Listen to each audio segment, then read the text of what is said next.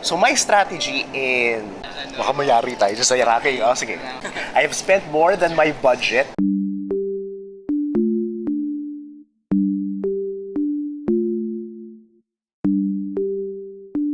So I started playing claw machine a little over a year ago when me and my family went to Taiwan. So during that time, I was interested, bakit ba ang dami naglalaro, ang dami sakalin, every corner meron. So I just tried it out. So that's where it started.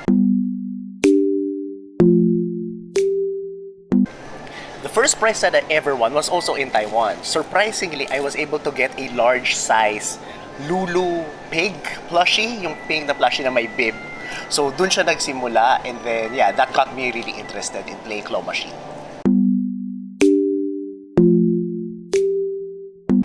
I keep coming back because it's fun. It's very strategic. It's also a way to de-stress, although sometimes it is the cause of your stress. Pero you would always see that excitement, not just for myself, but for people na nananalo. Ang saya nila pag nananalo sila, especially if it's a group of people, lalo na yung mga bata. When they see plushies going down into the chute, sobrang saya nila.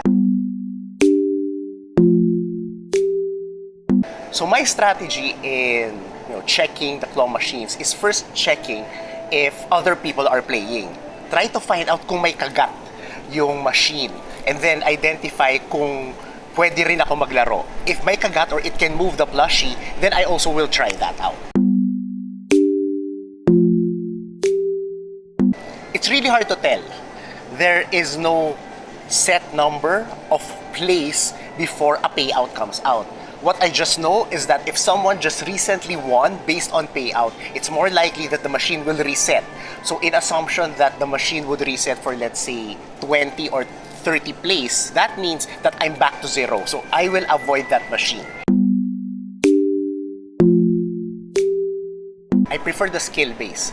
There's that sense of satisfaction when you win the plushie by putting skills into it. So you gradually move the plushie by either swinging it or just moving it gradually to the chute.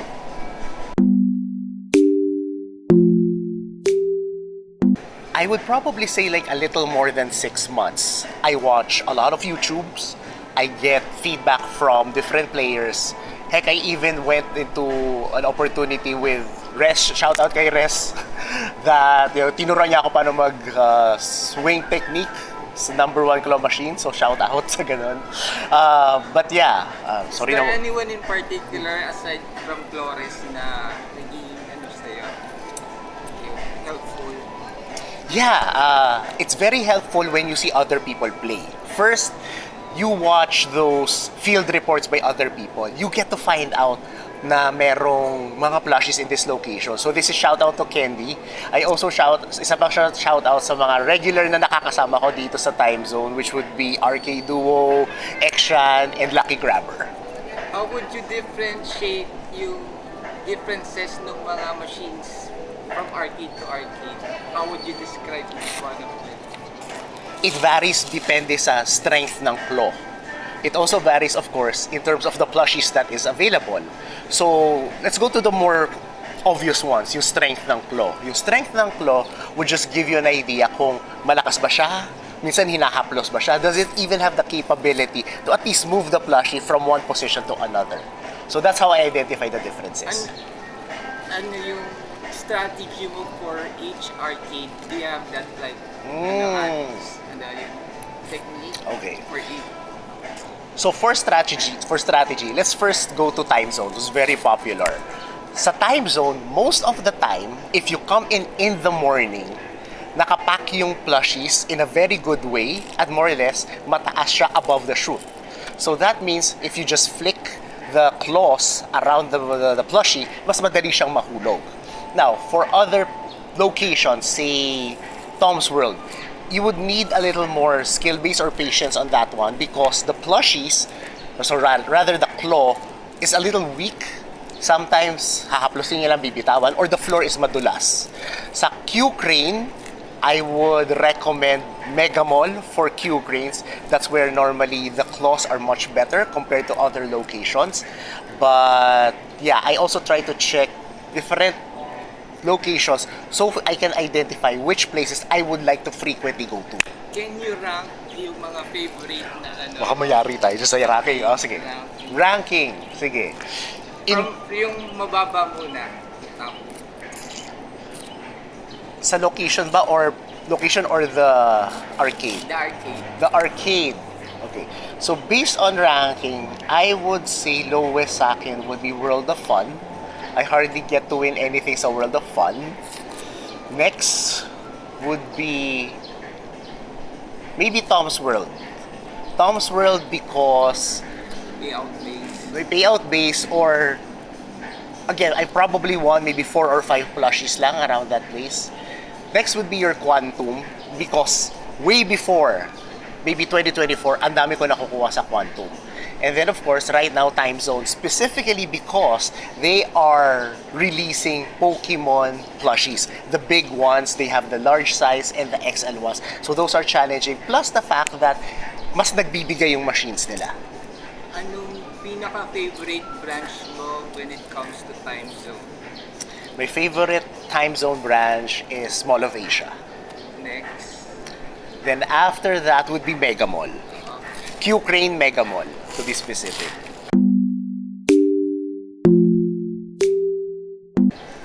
For me, it's my first large size Pokemon. So I won a Charmander, a large size Charmander, dito rin sa Time Zone, MOA. And that got me interested in playing more large scale plushies and more focus on the Pokemon side. Yes, I have spent more than my budget. I would normally probably allocate maybe 1,200 pesos per play. But there is this one Charizard that I played that I spent maybe close to maybe 2,000 pesos.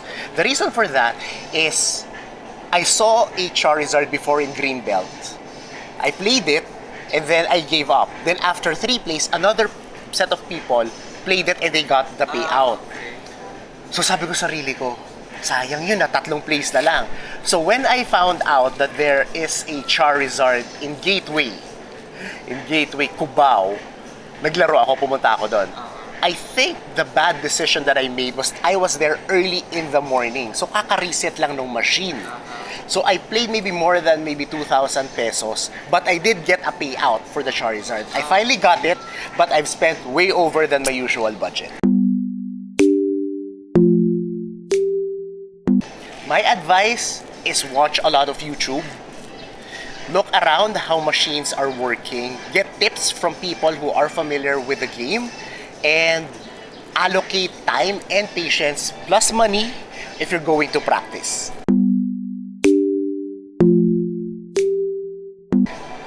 Especially if people are just looking around and not really interested in the whole shebang of playing claw machines. They would probably invest maybe 1 or 2 plays and then they will say, madaya yan, rig yan, scam yan. Which is, at some point, it is because it's still a business. There is, though, always a way around it.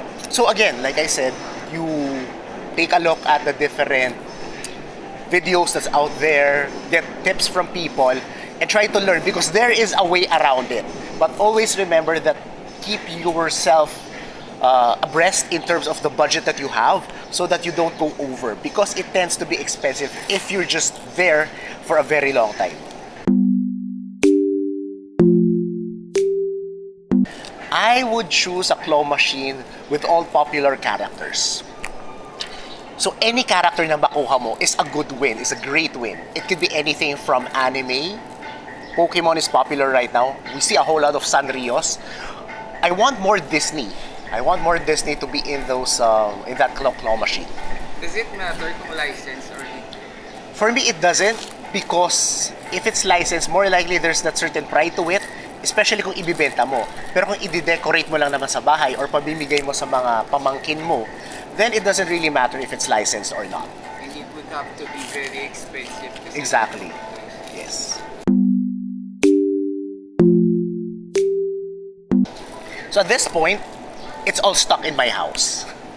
So I don't sell them, although I would probably trade some. I also give out some of the plushies, again, to my pamangkins or to other children, once in a while when there are families playing. the claw machine, and then hindi nanalo si daddy or si mommy, then nasasad yung bata.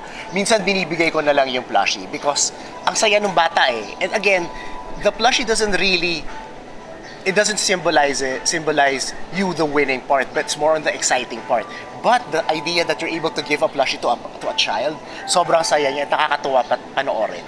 Are they on display sa bahay nyo or nakapack lang siya sa isang So, unfortunately, I don't have the space for a display. So, they are all packed in a big, large supot. Okay, same. It is addictive because one, there is that hope that you will win.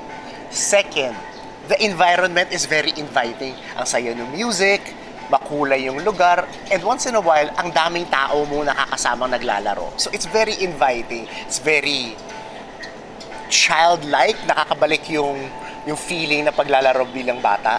And the chance of winning a plushie never goes away. The fact that a plushie falls into the chute, hindi nawawala yung feeling na excitement. When you grow old, isipin mo sana, ay, laruan lang yan. Pero for someone who plays it on a regular basis at gustong-gusto niya manalo, ang saya pa rin talaga ng feeling na nahuhulog yung chute, especially kung gusto niya yung plushie. The thing kasi with gambling is that I think you would have a lower chance of winning, right? Pero with the claw machines, especially for those who've been doing this for quite a long time, I think they have the certain mentality na these are the plushies that I just want to play. If I get it, good. I have my strategy. I know how to do it. I've invested time for my research. And then, if I don't get it at a certain amount of plays, titigil na ako. For some people who just do it for the fun of it, at sinimula lang nila, I think they will just play maybe to a maximum of a budget of maybe 100, 200 pesos and they would stop. So I think that's the difference between gambling. So in gambling, it becomes too addictive. You spend way over your budget, but for someone who's been doing it professionally, we set budgets, we are familiar with what we want, and we know when to stop.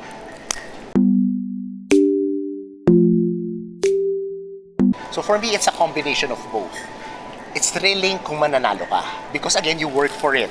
Mas exciting siya if the prize that you wanted and you're targeting and you've spent time and money on is something na nakuha mo. So it's a combination of both.